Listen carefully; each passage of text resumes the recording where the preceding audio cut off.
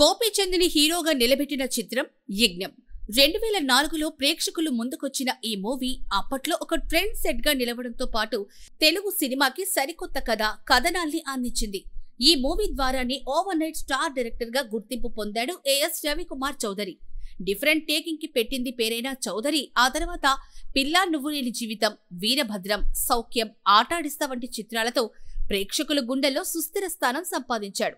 Recent గా as Ravikumar Chowdary చనిపోవడం జరిగింది. కార్డియాక్ అరెస్టుకి గురవడంతో నిన్న రాత్రి మృతి చెందినట్లుగా తెలుస్తోంది. కుటుంబానికి దూరంగా ఒంటరిగా ఉంటూ వస్తున్న చౌదరి కొన్ని రోజుల నుంచి మానసిక ఒత్తిడితో ఉంటున్నాడని, అందువల్లే స్ట్రోక్ కి గురై మరణించినట్లుగా సన్నిహితులు చెబుతున్నారు. ఆయన మరణానికి సంబంధించిన మరిన్ని పూర్తి వివరాలు తెలియాల్సింది. చౌదరి చివరిగా తిరగబడరా స్వామి అనే మూవీతో ప్రేక్షకుల ముందుకి వచ్చాడు. గత ఏడాది ఆగస్టులో రిలీజ్ అవ్వగా రాజ్ తరుణ్ హీరోగా చేశాడు. మరో కొత్త మూవీ సన్నాహాల్లో ఉండగానే చౌదరి మరణించడం జరిగింది.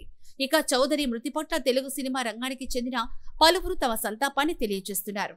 చౌదరి స్వస్థలం గుంటూరు జిల్లా తెనాలికి దగ్గరలో ఉన్న నారాకోడూరు.